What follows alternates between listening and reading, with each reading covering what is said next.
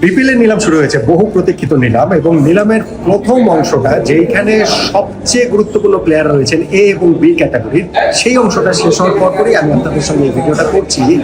আমার যেটা ইন্টারপ্রিটেশন, এই জায়গাটাতে বিরাট বড় একটা ব্লান্ডার হয়ে গিয়েছে, এবং সেই ব্লান্ডারটা Bangladesh cricket board, BPL governing council, অংশগ্রহণকারী 6টা ফ্র্যাঞ্চাইজি কেউ এটা নোটিস করেনি। আমি এই জায়গাটাতে কোথাও এখানটাতে দেখতে পেলাম না যে যেই নিয়মে এটা করা হয়েছে সেটা ওরকম রয়েছে কিনা।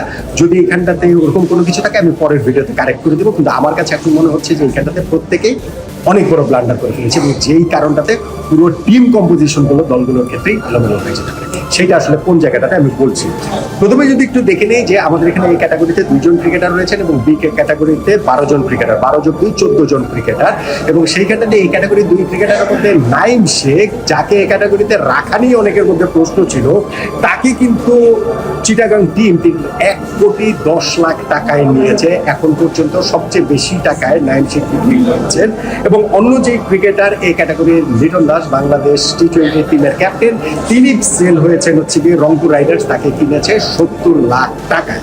বি ক্যাটাগরির যেসব ক্রিকেটাররা রয়েছেন সেখানে 12 জন ক্রিকেটার রয়েছেন, তার মধ্যে 2 জন আনসোল্ড থেকেছেন, বিক্রি হননি প্রথম ধাপটাতের মতো, এবং সেই 2 জন হচ্ছেন গিয়ে মুশফিকুর রহিম ও মাহমুদুল্লাহ রিয়াদ। খুবই সারপ্রাইজিং, খুব আসলে সারপ্রাইজিং না, কিন্তু সারপ্রাইজিং যেটা সেটা এ এবং বি ক্যাটাগরির ক্রিকেটারদের নেয়ার ক্ষেত্রে এই নিলামের মঞ্চে যেরকম একটা কথা কাটাকাটি, তর্ক বিতর্ক হওয়ার পরে ফাইনালি গিয়ে যেটা সাব্যস্ত হলো, সেইটা নিয়মের মধ্যে আছে বলে আমার কাছে তো মনে হয় না। আমি কোথাও আসলে খুঁজে পাইনি, এবং যে কারণে আমি বলছি ব্লান্ডারটা হয়ে গিয়েছে। আগে একটু বলে নেই যে কোন দলে কোন ক্রিকেটার, এই যে এ এবং বি ক্যাটাগরির ক্রিকেটারদের যে নেওয়া হয়েছে 12 জন ক্রিকেটার, কোন দলে কারা রয়েছেন, কত টাকায় গিয়েছেন। ঢাকা দলটাতে শামীম পাটোয়ারি রয়েছেন 56 লাখ টাকায়, মোহাম্মদ সাইফুদ্দিন 68 লাখ টাকা, চিটাগাংয়ে নাইম শেখ 1,10,00,000 টাকা, শরীফুল ইসলাম 44 লাখ টাকা, রাশিয়া ওয়ারিয়র্সে তানজিম সাকিব 65 লাখ টাকা, ইয়াসির আলী চৌধুরী 44 লাখ টাকা, রংপুর রাইডার্স লিটন দাস 70 লাখ টাকা, তাওহিদ হৃদয় 92 লাখ টাকা, সিলেট টাইটান্সে সৈয়দ খালেদ আহমেদ 47 লাখ টাকা, পারভেজ ইমন 35 লাখ টাকা, এবং নোয়াখালী এক্সপ্রেসে মাহিদুল ইসলাম অঙ্কন 35 লাখ টাকা, জাকের আলী অনেক 35 লাখ টাকা।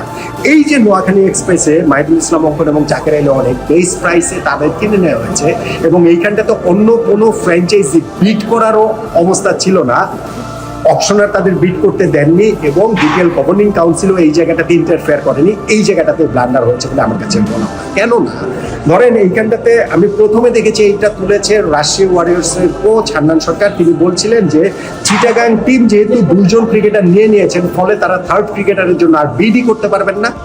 এ এবং বি ক্যাটাগরি থেকে যেহেতু হচ্ছে গিয়ে 2 জন ক্রিকেটার মিনিমাম নেওয়ার কথা, ফলে থার্ড ক্যাটাগরির জন্য নাকি বিডি করতে পারবেন না। ওইখানে কি করে বাকি সবাই আবার এই জিনিসটা মেনেও নিল। আচ্ছা, এখন এই করতে করতে যেটা গিয়ে দেখা গেল যে নোয়াখালী এক্সপ্রেস 1 জন ক্রিকেটারও কিনে নেয় যখন, তখন বাকি 5টা ফ্র্যাঞ্চাইজি 5 দোকানে 10 জন ক্রিকেটার কিনে ফেলেছে, ফলে তাদের কেউ নাকি আর থার্ড ক্রিকেটার কিনতে পারবেন না। ফলে বাকি থাকে যে 4 ক্রিকেটার রয়েছে, মাহিদুল ইসলাম অঙ্কন, জাকের আলী অনেক, মুশফিকুর রহিম, মাহমুদুল্লাহ রিয়াদ, এই 4 ক্রিকেটারের মধ্যে যেই 2 ক্রিকেটারকে নোয়াখালী এক্সপ্রেস চাইবে তাদেরকেই তারা নিতে পারবে, যেহেতু অন্য কেউ বিডি করতে পারবেন না। ফলে বেস প্রাইজের বেশি টাকা দেওয়ার কোনো প্রয়োজন নাই। এই জায়গাটাতে তারা অঙ্কন এবং জাকের আলী অনেককে কিনে নিয়েছে, মুশফিক এবং মাহমুদুল্লাহ রিয়াদকে নিতে পারেনি। এখন আমার প্রশ্নের যে জায়গা সেইটা হচ্ছে, এই যে থার্ড ক্রিকেটারের জন্য বিট করতে পারবে না এবি ক্যাটাগরি থেকে, এবং লাস্টে গিয়ে এখানে আনঅপোজ যেভাবে তারা নিয়ে নিল, এইটা যে নিয়ম কানুনটা আমাদের কাছে দেওয়া হচ্ছে সেখানটা থেকে কোথায় লেখা আছে? আমি এই জায়গাটা যদি একটুখানি পড়ি, বিপিএল এর রেগুলেশনসের যেই আমাদেরকে কাগজটা দেওয়া হচ্ছে সেটা 2nd পৃষ্ঠাতে লেখা রয়েছে যে each franchise must recruit a minimum of 12 maximum of 14 local players through the players auction in accordings to the category criteria with an additional maximum of 2 direct local signing prior to the auction. ওই 2টা direct local signing এর বাদ দিয়ে minimum 12 জন ক্রিকেটারকে কিনতে হবে local, এবং maximum 14 জন প্লেয়ারকে কিনতে হবে, রাইট? এবং সেই 12 এবং 14 কম্পোজিশনটা কি হবে? এ এবং বি ক্যাটাগরি থেকে মিনিমাম 2 জন, সি এবং ডি ক্যাটাগরি থেকে মিনিমাম 6 জন, এবং ই এবং এফ ক্যাটাগরি থেকে মিনিমাম 4 জন কিনতে হবে। 6, 4, 10, 2, 12 এটা থেকে মিনিমাম হচ্ছে গিয়ে 12 জন, কিন্তু ম্যাক্সিমাম তো 14 জন কেনা যাবে। এইখানটা যে লেখা রয়েছে যে each franchisee must recruit a minimum of 2 local players from category A and B through the auction. Fair enough? 2 জন করে ক্রিকেটার মিনিমাম এ এবং বি ক্যাটাগরি থেকে অকশন থেকে তাদেরকে কিনতে হবে, কিন্তু ম্যাক্সিমাম কতজন সেটা তো বলা হয়নি। 2 জন তারা কিনেছেন, তারা 3 জন কিনলে অসুবিধাটা কি? 4 জন কিনলে অসুবিধা কি? 5 জন কিনলে কি অসুবিধা রয়েছে? কোনো একটা ফ্র্যাঞ্চাইজি যদি 5 জন এ এবং বি ক্যাটাগরি থেকে কিনে তাহলে অসুবিধা রয়েছে। সেই ক্ষেত্রে বাকি সকল ফ্র্যাঞ্চাইজি মিনিমাম 2 জন করে কেনার মতো অবস্থাতে আর প্লেয়ার থাকবে না। কিন্তু যদি কোনো একটা ফ্র্যাঞ্চাইজি 3 নম্বর ক্রিকেটার কিনে 2 এর পরে এ এবং বি ক্যাটাগরি থেকে, অসুবিধাটা কোথায়? 6 দুগুণে 12 জন এখানে হয়ে গেল। 13 নম্বর ক্রিকেটারকে কোনো একটা ফ্র্যাঞ্চাইজি কিনতে কি পারে না? 14 নম্বর ক্রিকেটারকে ওই সেম ফ্র্যাঞ্চাইজি কিনতে পারে না? সো একটা ফ্র্যাঞ্চাইজি তো এ এবং বি ক্যাটাগরি থেকে সর্বোচ্চ 4 জন পর্যন্ত ক্রিকেটার কিনতে পারে বলে আমার ইন্টারপ্রিটেশন। এখানটাতে বলা রয়েছে যে any combination of total minimum of 2 local players from A এবং B category will be accepted. অর্থাৎ আপনি এ এবং বি ক্যাটাগরি থেকে 2 জন এ ক্যাটাগরি হতে পারে, 2 জন বি ক্যাটাগরি হতে পারে, 1 জন এ 1 জন বি হতে পারে। কিন্তু এই যে 2 জন মিনিমাম হবে, ম্যাক্সিমামটা তো এখানে বলা নাই। এবং যেহেতু এখানে এ ক্যাটাগরিতে 2 জন, বি ক্যাটাগরিতে 12 জন রয়েছেন, 12 যোগ 2 14 জন রয়েছেন, তার মানে 6 দুগুণে 12 জন হওয়ার পরে তো 2 জন এক্সট্রা থাকেন।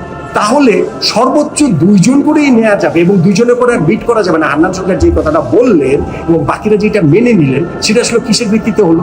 ঠিক তেমনি ভাবে লাস্টে যখন 4 জন আনসোল্ড রয়েছেন, 2 জন আনসোল্ড আছেন এবং বাকি 2 জনকে তখনও টাকা হয়নি, অঙ্কন এবং জাকিরকে, আর আনসোল্ড আছেন মুশফিক এবং রিয়াদ। এই সময়টাতে যখন বলা হলো যে না, নোয়াখালী এক্সপ্রেস যেহেতু এখন বাকি সব দল 5 দুগুণে 10টা ক্রিকেটার নিয়ে নিয়েছে, সো তাদের আর কোনো সুযোগ নেই, নোয়াখালী এক্সপ্রেস এই 4 জনের মধ্যে যে কোনো 2 জনকে বেস্ট প্রাইজে নিয়ে নিতে পারে। কিসের ভিত্তিতে? এটা কোন ভিত্তিতে হলো? আমার কাছে আমি ক্লিয়ারলি এই যেই জায়গাটাতে আমি এখানে দেখালাম, এটাকে আমার ভুল প্রমাণ করে দেখাতে হবে। আমি এটা খুব থরলি গিয়েছি, অকশনের আগেই গিয়েছি, এইখানে যখন এই ব্লান্ডারটা হয়ে গেছে তখনও আবার থরলি গেলাম। সো এই জায়গাটাতে আমি মনে করি যে Bangladesh cricket board, BPL governing council, even যে টিমগুলো অংশগ্রহণকারী ফ্র্যাঞ্চাইজি, তারাও তো মেনে নিয়েছে। কারণ কেউ আসলে এই নিয়ম কানুনটা খুব ভালোভাবে করে নাই, কারো আসলে এই সম্পর্কে খুব ক্লিয়ার ধারণা নাই। সেই কারণে এত বড় ব্লান্ডার হয়ে গিয়েছে এবং সেই কারণে পুরো টিমের কম্পোজিশন প্রত্যেকটা টিমের ক্ষেত্রে এলোমেলো হয়ে গেছে বলে আমার ধারণা। আমি জানি না অপশন শেষ হবে তখন এটা নিয়ে নিশ্চয়ই প্রশ্ন করবো এবং তখন নিশ্চয়ই এটা নিয়ে একটা যদি কোনো সন্তোষজনক প্রভাব পাই সেটা আপনাদেরকে জানাবো, আর যদি আমি ভুল হই সেটা আসলে আপনাদেরকে জানিয়ে দেবো। আমার আন্ডারস্ট্যান্ডিং বিপিএল এখানে একটা বিরাট বড় ব্লান্ডার হয়।